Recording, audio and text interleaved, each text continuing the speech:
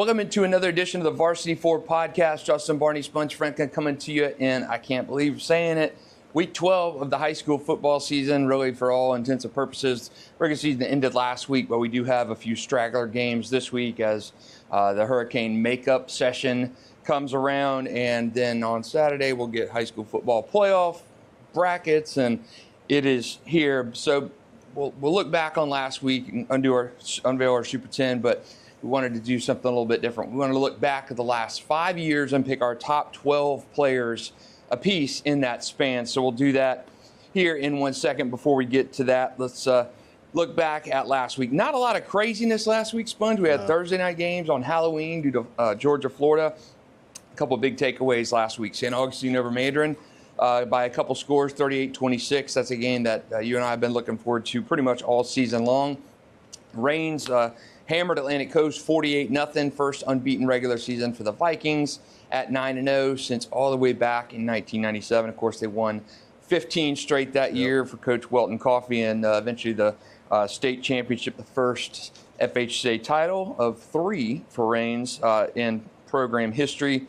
Ponte Vedra 35, Creekside 30 in our Varsity 4 game of the week, but not a lot of craziness in terms of week 11. Yeah, everything kind of went on par with the chalk. Everybody who was supposed to win won, and there wasn't really anything earth-shattering going. And now it's like you said, we got a few games here and there from the makeups from the Hurricane, so it's basically playoff time to get your last couple practices in, because you're either going home or you're going to go on. So we'll see what happens. It's crazy to think that. Yeah, the bracket's going to be revealed Saturday, It's so crazy. It blurred, dude. Did you watch the game of the week, Varsity 4 game of the week last week? I didn't watch any of the game because I was out Friday night, but obviously another pretty good game. Yeah, really good game.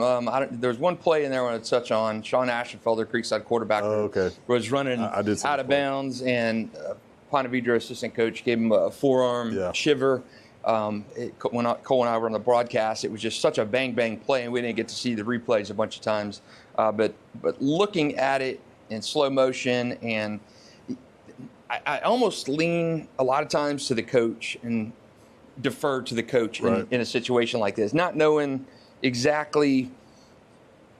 I had eye surgery, and I lost all peripheral vision in my left eye, so it's like. And I'm not saying that's the case, but if I don't have great peripheral vision now, so if I see something coming at me, it's going to be like a reactionary kind of thing. And in no way am I saying that's what this coach happened. But if you're seeing somebody come towards you, to me, that the natural reaction would almost be like to brace like from a hand perspective, brace it and kind of put your hand out and block them like that. So without knowing the coach's line of sight on that, I would have thought it was pretty good.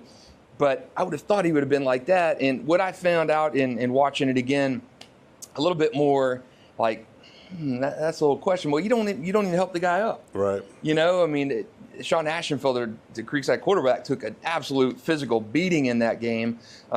He was carrying the ball all the time. He got banged up, and he stayed down a little longer after that play. But if I'm the coach of that and who just did that play, where I hit it, whether it was intentional, whether it was reactionary, help the kid up, man. No, I think that's the point you make right there, because obviously you've been on sidelines with the camera, things moving. It gets fast over there, and even coaching for so many years, you see when a play is looking like it's coming towards you on the sideline, you better get out of the way, because all of a sudden those moving objects are coming. So I don't know if he wasn't paying attention or whatnot. I don't think he intentionally elbowed him in a sense. It looked like, they bumped into each other and he kind of had the reactionary thing. So that's fine. But like you said, I know you're in a game and it gets heated and stuff, but when you come into a contact with a player, you could just pop them back up and be like, let's go. When I saw that. That's more so too, I think, of just a little bit of class. When I saw that last week, first thing that came to mind was Kirby Smart in a game a few weeks ago, Georgia. That to me, and Kirby, when people were up in arms about it. You should not make, if you're a coach, you shouldn't make contact with another player. You just shouldn't from another team or even your own team. But Kirby was going after one of his coaches. Right. He was going to kind of do that, and he kind of just shoved the player to the side to get to the other guy. So that was my first thought was, hey, this guy was in a Kirby Smart kind of situation. But watching that replay that we had, I do think there was something a little bit, if that was me and I was that coach, if I did that and I saw the blowback from that and I saw myself on that replay and I say to, and maybe he's gone out and reached out to Sean McIntyre and Sean Ashenfelder and asked Sean's parents and said, hey, I'm sorry, it was heat of the moment. I froze, I did this, I should have reacted that way. That's awesome if you did that. But from the initial reaction, I'm helping the kid up. And I'm saying, hey, man, I'm so sorry. And I know just from talking to several coaches in St. Johns County, since that transpired, St. Johns County is pursuing victory with honor. That's their slogan, has been that for years. And people I've talked to in St. Johns County have said that is a poor example of pursuing victory with honor if you take that at face value. Now, Yeah, I guess here's the other thing, too, is like, it's not one of those, I guess, I don't know if you'd classify like a hated rival, like you just like, I hate Creekside or I hate Ponte Vedra. Like, sure, you want to win the game and all that stuff. And like you said, there's not, I mean, we do have some good rivalries that, have like Ribault and Reigns. Obviously, they don't like each other. If a similar play like that happened, I could see where the coach would be like, yeah, I'm not picking this kid up. Yeah. I'm not. Or, vice versa. So I think it's maybe within just certain coaches.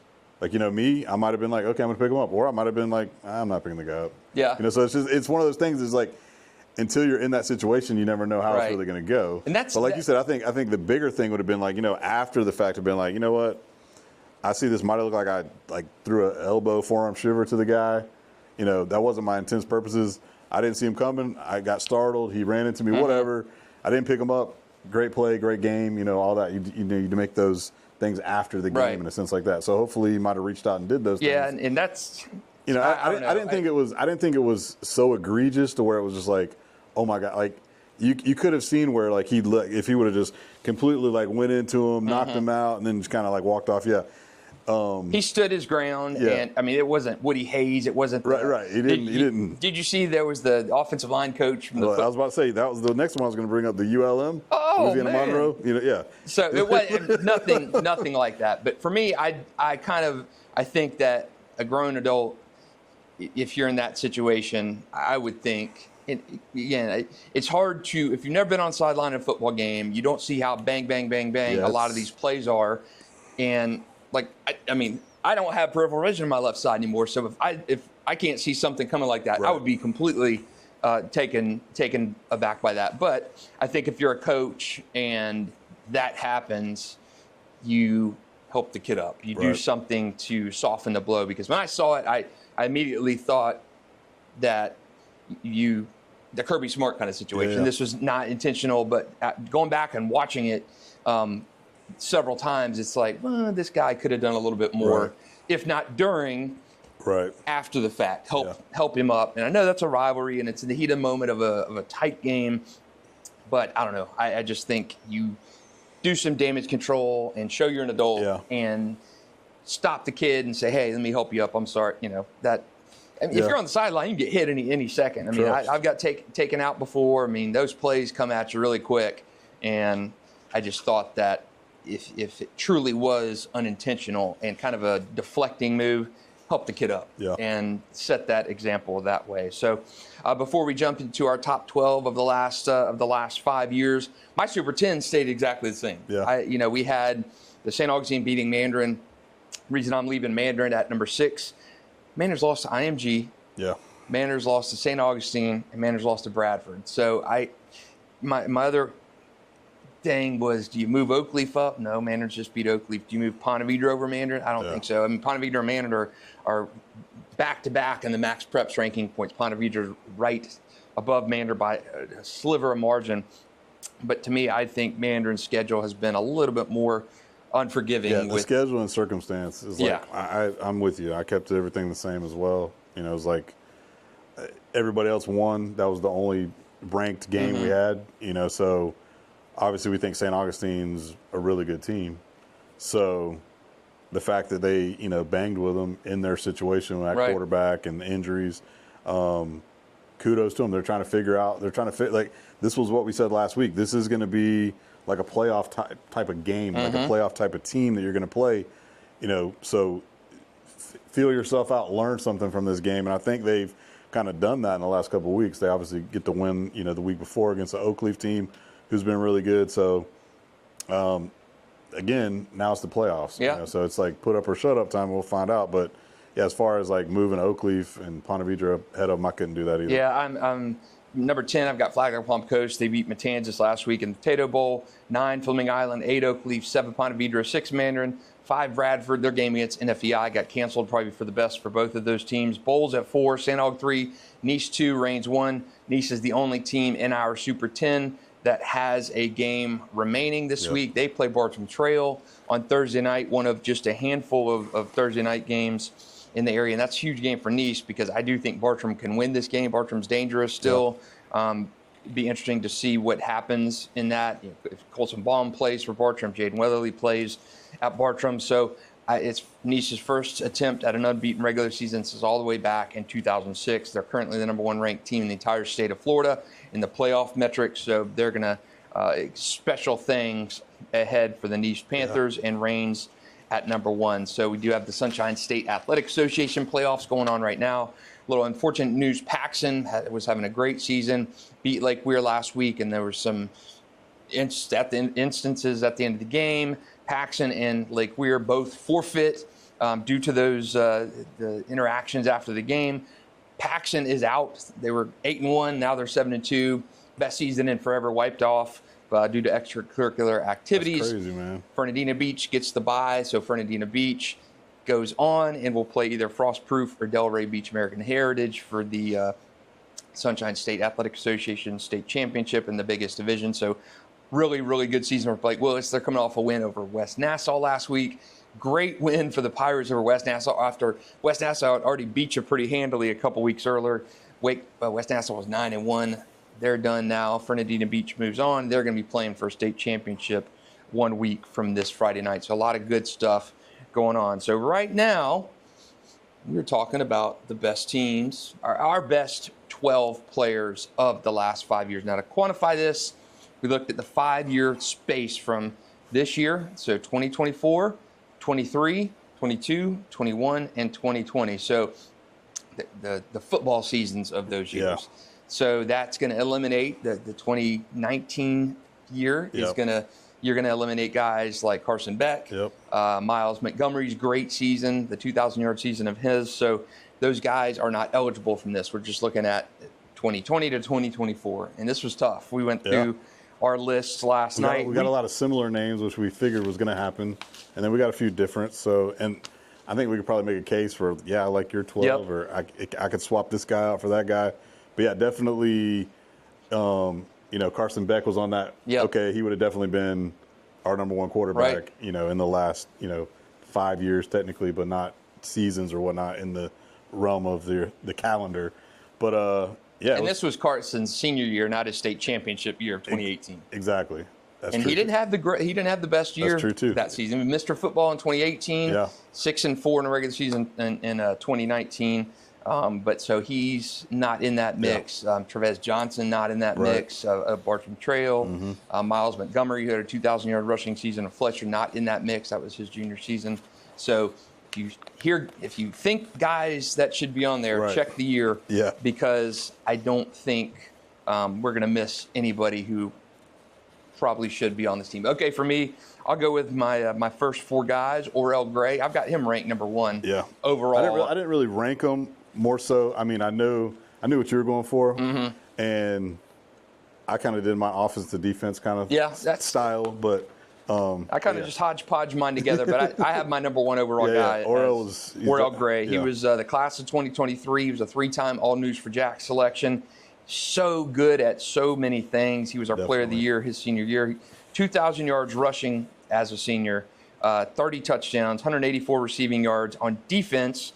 4 interceptions, couple TD returns on those, 4 kickoff returns for a touchdown, and also a punt return for a score. 41.99 career rushing yards, 62 touchdowns. On defense, 16 career interceptions.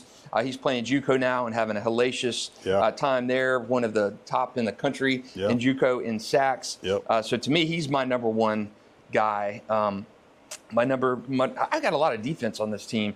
Jaden Kennedy from Sandalwood. I loved him when he played. He was our player of the year. He was awesome. All-purpose kind of guy.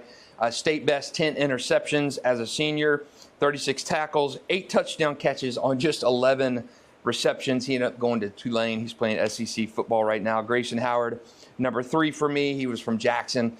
He was a 2-time All-News for Jack's first-team selection, our defensive player of the year as a senior. 188 tackles, 5 sacks, 18 TFLs. Just such a good player. He's currently at Florida, my number 4 guy. Latham Biddle, Bartram Trail, Offensive Player of the Year last season. 2198 rushing yards, led the state of Florida in rushing against an absolutely blockbuster schedule, 26 touchdowns, 44,122 career rushing yards, and 58 total touchdowns. This is my first 4. Ridiculous numbers. Crazy, yeah, crazy. All 4 of those guys are on my list as well. So we can talk about that. Like I say, Orel, like going back and, being able to watch him, like just a jack of all trades type of guy, could do whatever you want him to do on the football field. He can line up at any position, and he's going to probably be the best player at that position. Yep. He was just a fun player to watch. If you wanted him to be your lockdown corner to take away the best receiver on the other team, he could do that. You want to give him the ball, on any kind of run type of play, jet sweep, just regular handoff, he could take it to the house. You want to line him up at receiver, he could beat your best DB. You want to put him at kick return, punt return, special team, like you name it, he was a baller. And he played 7-on-7 with us and was really good at that too. I mean, he was playing both ways of that. We'd be like, all right, we got to get the ball to Orel right now because we know he can make a first down. We need him to shut this guy down. Let's put him on that guy. And like I say, he was just a spectacular player for sure. He was so fun to watch. And UC needed him desperately to have the success that they did. He would just, UC, like Trinity, is not a very big school. Right. And the student body there is tiny compared to some of these other programs. So when you see the guys walking the halls and you say, can you play football? Man, Orel Gray did it all years he was there. Instrumental in what UC did. He's my number 1 guy over the last 5 years. Yeah, no, I take it back. I didn't have Jaden on mine, but I loved him too. He played 7-on-7 with us as well, was a lockdown corner, was ridiculous in that season where he had all those interceptions. Just shut down that side of the field, was light years locking people down. And like I say, he was so good. He went on, he was playing really good at Tulane too when he was there. But I did have Latham Biddle, obviously. His numbers were super stacked, ridiculous, and I also had Pup. As those were 3 of my 4 that you had on here. So like, I guess I'll go with one of my different ones I'll go 2, and then we could keep going back and forth. I also had, as the running backs, I had Frew and Trayon. Like just ridiculous numbers. Obviously, we go Trayon first. He was a 2-time All-News Jack selection, rushed for 1,100 on 147 carries, 20 touchdowns, and that was the state championship team. He totaled out, in his career 3,488 with 48 TDs. And he's at Florida now. He's, it looked like this was his year to maybe break out a little bit. He's been banged up, so you're hoping he can get back on the field. But he was, even in Trinity, he was like one of those guys I remember watching as 7th and 8th grader, where you just knew this kid was well ahead of his class. He was just bigger, faster, stronger than people in his grade. And he had the injury bug a couple times in high school where his numbers could have been dwarfed. But, he had like some freak injuries, like a broken wrist on like a 80-yard punt return or something. He had a couple ankles and, just banged up. But when he did play, he was definitely the workhorse on those Trinity teams too to help, win those state titles. Yeah, he had like a 90-yard touchdown run in a state semifinal game to kind of put things out of reach, and he really won him a state championship in his. He won him a state championship in his final season. I remember kind of thinking right now in my head. I remember being at Trinity practice one day and asking Trayon about his. He won 2 state championships, but the first one he won, he was banged up, and he said, "I felt like I just let the team down because I wasn't playing." And the second state championship felt so much more special to him because he was contributing. He really, without Traylon Webb, Trinity doesn't win that last state championship of theirs. Not even close. He was so instrumental in that state semifinal win, in the state championship game. I think it was against was it Clearwater? Or was it? No, they beat Champagnat. Champagnat. So yeah, I mean, he was so integral in that state championship game and in getting there. So yeah. Traylon was on my bubble. Yeah, my bubble. Yeah, guy. Cade is definitely another one that I know we both had on our list. Yep. So I've got Cade on mine, and Bulls played a tough schedule. Yeah. He rushed for 3,925 yards, 55 total touchdowns for Cade Frew. Yeah. And he was just, he was a smaller back, but man, he was tough to tackle, dude. Durable. I mean, he reminded me of when I look at Cade Frew and the highlights of Cade Frew, he's like an anvil. And it's like you're smashing you're smashing the hammer on the anvil. That's what Cade Frew was like every time he hit that hole, because he was just a sledgehammer kind of player. No, he was a tough, gritty guy, like you said, and just, I don't know, just hard to tackle, that low center of gravity. Yep. Just made it. And then, like you say, he was a smaller back, so, he can get in and out of those holes quick, and he would hit the hole too, and he would be out of there. Yeah, he was so fun to watch. My next couple, niche receiver Dom Henry. He was in the class of 2022. Our All News for Jacks offensive player of the year, 1,590 receiving yards, led the state, 13 touchdowns on 81 catches. There have been other receivers who have done more statistically. Right. Carl Jenkins Jr. is one. Jamie French is one. But man, Dom Henry, that niche team, what he meant to that niche team went to the regional final. And there were so many good guys on that niche team. Mark Stokes was the junior. Dom was a senior receiver.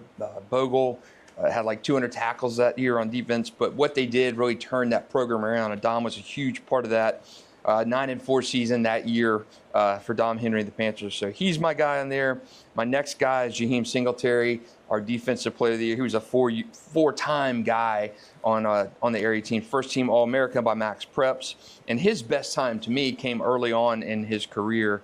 He ended up signing with Georgia. Now he's at Arkansas. So those are my next two. Slim was a baller, yeah. I basically I'll go next three receivers. Okay. I got our receivers. I got Dom as well, just because that year, like you said, was just special. It was like he kind of came on the scene. You might have known about him, and he might have had decent time before that, but then it just burst. Yeah. Stokes getting him the ball, like that was kind of like when that was kind of Marcus's coming out party that season. So it was like, they had this young quarterback. How good is he going to be? They went on that magical run. It was a fun ride. But yeah, Dom was electric for sure. Anytime he had the ball, he was out of there. But my other two, I had to put Jamie in there because he's been, probably one of the most touted receivers in our area, maybe ever, or in the last 10 years. Mm-hmm. And it sucks that he basically he's banged up a little bit this year. He lost his, star quarterback. So numbers skewed, but like his time these last 2 years has been pretty magical, and I think forecasting him out for the future, I think he's going to be a really good player at the next level. And then I added Marcus Burke, my guy, because I got to coach him. He played 7-on-7. He was there at Trinity. He was banged up a lot too. Yeah, big time. Which sucked. That's why I left Marcus off. But totality, he finished with in his career 1,300 yards, 13 touchdowns. But you go back to that state championship where they beat Chaminade Madonna in Tallahassee. He had 8 catches for 140 and 2 touchdowns. 4th and 17 season on the line. Yeah, he made some big catches. And he caught the ball that won him a state championship. Yeah. So potential-wise, because I know you're about to name one of your guys. You had Pat Bryant on your list. I love Pat Bryant. Yeah. And this is what's crazy. What I always tell people too about recruiting and like where you go and all that stuff. If you were to say Marcus Burke, Pat Bryant, like coming out of high school, who's better? Mm-hmm. Some people, it would be split. Yeah. But what ends up happening sometimes is your situation and where you go. Yep. Like Pat Bryant now is doing big things at Lighting Illinois. it up. He's one of the top receivers in the country. He's going to be on draft boards, all that stuff. To whereas Marcus went to Florida, he's been banged up, been in the doghouse, been here, been there, shown signs of like, possibilities, probabilities. but it hasn't worked out how he's wanted it to probably. So situation is what we always say to guys. So let's just flip the script and say if Burt goes to Illinois, and Pat goes to Florida or Florida State or something, and then he's like gets lost on the depth chart, doesn't think gets injured, whatever, and then Burt goes to Illinois and he's got 1,000-yard receivers. So it's just recruiting is one of those things where you think, we always say, it's everything. Look at the depth chart, look at the scheme, yes, like your coach that's going to coach you at that position, but a lot of it comes down to just situational stuff. There's so many kids, we won't go down that road, but like where we identified a place that would probably benefit them to go to, and they didn't go to that. And it's just like frustrating beyond no end because you're like, where they ended up going, it didn't work out for them. Sometimes you pick sometimes you pick the biggest college. Yeah, you get with the prestige. You go logo hunting and all that, and sometimes that doesn't work out. I can rattle off 100 guys' names who should have gone different places. There's guys that probably should have been on this list just because of their highly toutedness on like the recruiting rankings and where they were in the ESPN Top 100 and where they played. Like two of the guys at Trinity, Fred and Miles. They were like two of the most. Now Miles has gone on to have a pretty successful year at Georgia Tech, but Fred's been all over the place. And it's just like, was he too highly overrated to where Clemson wasn't the spot? Things didn't work out to Clemson where maybe you should have went somewhere else and you might have had a better opportunity. Like it's such a crapshoot for real. And a lot of these guys, like Jaheim, it's like he was a highly touted guy, super great player in high school, but things didn't work out at Georgia. Now you're at Arkansas, you're playing, so now you got to resurrect your career, get it right. So it's just crazy how things like that happen, basically. Yeah, it's so wild that you can't miss guys that do miss. Oh yeah, trust. And totally, it's so crazy. So yeah, Pat Bryant is my next guy. I love Pat Bryant in high school, and he played on teams that weren't exceptional. He did have a good playoff run one of his seasons, but one component of how I tell how important a player is when he has respect of his peers. And Pat Bryant in high school, I do these surveys before the season, and Pat was the offensive player of the year, pretty wide margin by his peers. And you've seen that. I mean, he has been the best athlete to come out of Atlantic Coast. Oh, yeah. And it's not even close. And to your point, you could have transferred from a school. Yeah, he could have went other than he could have went to Mandarin. He could have went to all these places that had he played for a bigger program, but stayed the course. And I look at a Pat Bryant staying at Atlantic Coast, which didn't have the best tradition, newer school football, going to Illinois. People are probably saying, man, Pat Bryant scratching the head. Why are you going to Illinois? Yeah. And he's going to graduate from Illinois as an icon up there. And, man, he is such a good kid. I guarantee you he was getting, phone calls the last two seasons to transfer to some of these other bigger programs. Yep. But he got into the right situation. A lot of things work out to where you're like, this is a good situation for me. I'm glad that he realized that to where he's like, don't go, chasing whatever. You're in a good situation. You're playing on Saturdays. All your games are on TV. Now it's not like back in the day where you're like, you don't ever see. You can watch every single game you want to watch. If you want to watch Illinois play every Saturday, you can do it. And so his stats, all that stuff will speak for itself. He's going to go to the combine. He's going to get a pro day. He's going to do all that stuff, and hopefully transition on into the NFL. Yeah, so Pat Bryant, he is an easy pick for me. I loved Pat in high school. I think he was a little bit under the radar, just the school he played. But man, if you saw him practice, if you saw him play, he was such a gamer. I loved watching him in high school, and he's just really kind of taken off at the next level. My next guy outside of Pat Bryant is a guy maybe a little bit under the radar. They're guys kind of like glue guys who I like in basketball and football. I've got handfuls of guys of years where they may not have been the biggest star, biggest name. Caden Fordham, guy at Bulls, two-time All-News for Jack selection, safety, linebacker, running back, kind of a touchdown vulture. He was such a good player for those Ball State semifinal teams. So went on to NC State and played. But he's kind of my dark horse candidate on this team because, he was, ACC signee. But to me, I just loved the way he played, what he represented. He was a hitter.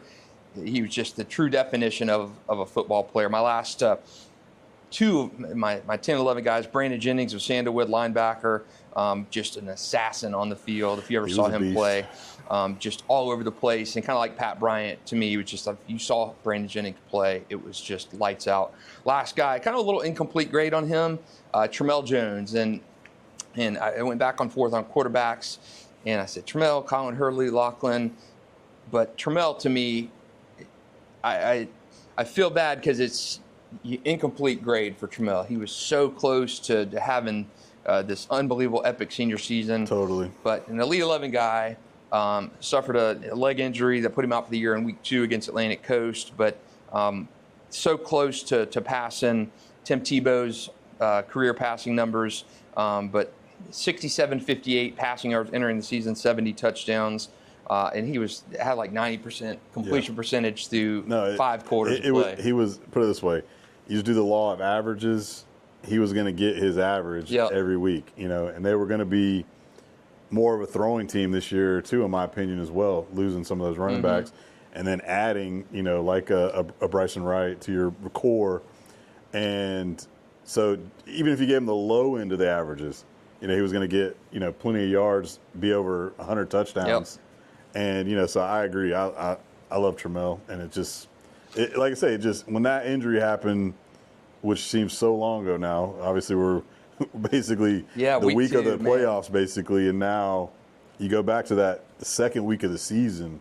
I mean, that's how long he's been out. And it's been detriment. Yeah, it's been crazy. All right, I got one more guy left, but I'm going to hear your next one. So this is my defensive side. I had, obviously, Grayson Pup was on mine. I had Pyburn on mine because I just remember, scouting the Bulls team, and like this guy was just a force, edge guy. Like I say, now he's turned into that bulldog guy for the Gators right now.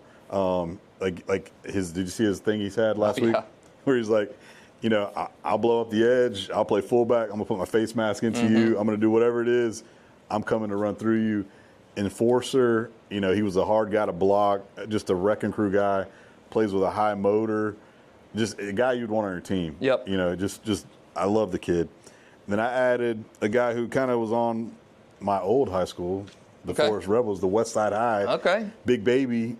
He was one of the most highly rated players. Yeah. I'm ready to see him take that next step at Georgia and get his opportunity to get on the field. But, being at West Side, you didn't have a lot of accolades.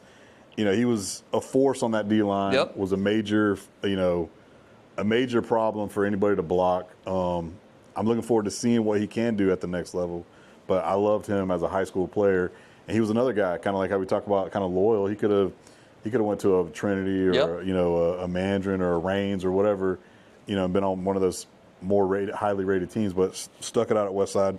And then my last two guys in the backfield, I got Sharif, kind of that nickel corner, the outside corner, can do it all in high school. Didn't have crazy numbers, but I think it was more so of the whole respect side they didn't throw at him. And then he also was, big on special teams and, doing, things, outside of just being on the defensive side.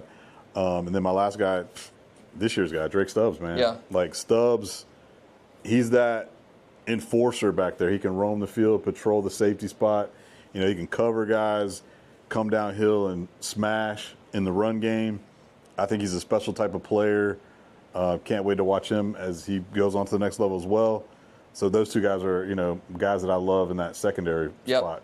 So and I didn't put a quarterback on there. Tramel was literally on my list with Colin. So it's like, Colin was one of those guys talking about quarterback spots. He had good numbers. He played a lot. He played. He was on that team that won the state title where Jacory was a senior. He was an 8th grader. So he had a lot of reps, graduated early, could have had a whole nother season in. Might have helped him, even at the next level, but it is what it is. But both of those guys were Elite 11, highly touted. But I would go Tramel 1A, 1B in that category. And that's basically, I left the quarterback off my list because it would have been Carson if we would have had that one. Yeah, it's so tough. And my 12th guy, I had Pyburn, Trayon, Jamie French, and Drake Stubbs, and I got Stubbs as my 12th because there you go. He's potentially a 2-time Defensive Player of the Year. The play I'm going to remember from this season from Drake Stubbs, whatever happens, was him tracking down the Oak Leaf ball carrier. And on the path towards a touchdown, Drake, out of nowhere, comes up and rips the ball out of his hands. He has been consistent. He has been a presence. He was our player of the year last year in defense. And Mandarin is a defensive team. Jamie French is in the mix to me, too. He's been banged up. I don't think he's completely healthy. Only, I think, one or two touchdowns this year. Unbelievable last season, 16 touchdown catches. But to me, I think the identity of Mandarin has shifted, and Drake Stubbs is that guy. There's so many other guys. I mean, the Pyburns. I don't have anybody from Reigns. I mean, I could go with Solomon Thomas, even though he's out. I had Solomon, as a guy, because we didn't put any offensive linemen on there because it's hard to gauge offensive linemen. He would probably be on my list just because he's probably one of the most highly rated O linemen in the last 5 to 10 years. Would you say? Yeah, easy. I know Jalen Rivers was highly rated. Several years. Austin was kind of like mid-tier guy from Trinity. He was at Florida. But, it's hard to grade O linemen, but yeah, I totally agree. Like, Stubbs is a beast, man. It's so tough when you're like you say, even like you say, having no Reigns players, it's no Reigns, no St. Aug, no Bradford. I love Jack Pyburn. I think he was an unbelievable wrestler. He originally committed to Minnesota. He just kind of like the Caden Fordham guy. That Bowl was just such a glue guy. Just such a you see him play. I was at a St. Augustine Bowls game years ago, and Pyburn just blew up this play in the backfield, and he just just bonkers after this tackle. And that's that kind of guy. You see him on the wrestling mat. You see him on the football field. And he was he breathed and lived the game. Totally. And that's what you love to see. He's kind of a glue guy for me. So it's tough. Those are my 12. Those are Sponge's 12. Got a little bit of overlap on them, but man, it has been so good to cover high school football these last 5 years, and hopefully got a few more ahead of us. So who you like better, your team or mine? I don't know, man. Your team's pretty good. It's tough, isn't it? Pretty good. I do have a quarterback on mine, so they can be throwing. We're done. You're in the Wildcat. We're Wildcat with Webb, Biddle. I mean, I guess our guys that we had different. So I guess that's where we could look at it. So you go one for one. You kept Stubbs on yours because I knew you had those last 3 spots to be like, who am I taking? So I know you went Jaden. I had Sharif. That's tough. I might go Kennedy on that. Yeah. Then you also had Slim on there. Because I only had two secondary guys because I had Stubbs, so we swapped on that, so that's pretty good. We both had the same backs. You can say you're doing. I don't know, your team's pretty good, bro. It's tough. Because like I say, you're basically you trade Pat Bryant for Marcus Burke. Like that's a win either way. Yeah, Sponge is running the Wildcat. At least I have Tramel Jones back there throwing balls to we're done. Latham Biddle or Pat Bryant. So I like both of our teams. Yeah. And if you got a coach, who's your coach going to be? I mean, like I said, when we did the coaches, I know V-Man is like the staple, standard guy to be like the guy who kind of controls everything.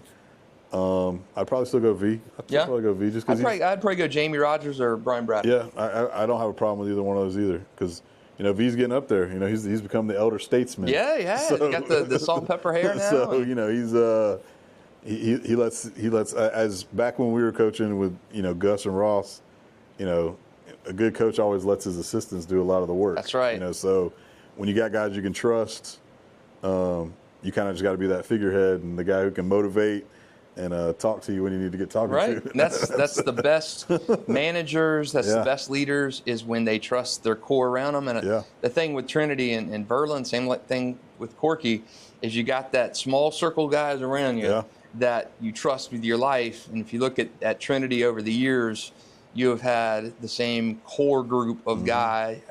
You had Gerard there, you had Gus, guys who played for Verlin. Freddie. Hardy and Freddie. You've had guys there that have been there. Billy Cobb's over there helping out now. For decades. Yeah. So that's the hallmark of a good head coach is to be surrounded by people who are smarter than you or that you trust with your life. And I think Verlin certainly has that. Okay, that wraps up a Week 12 edition of the Varsity 4 podcast. For Sponge Franklin, Justin Barney, we'll come to you next week and start talking about the high school football playoffs. Thanks for listening.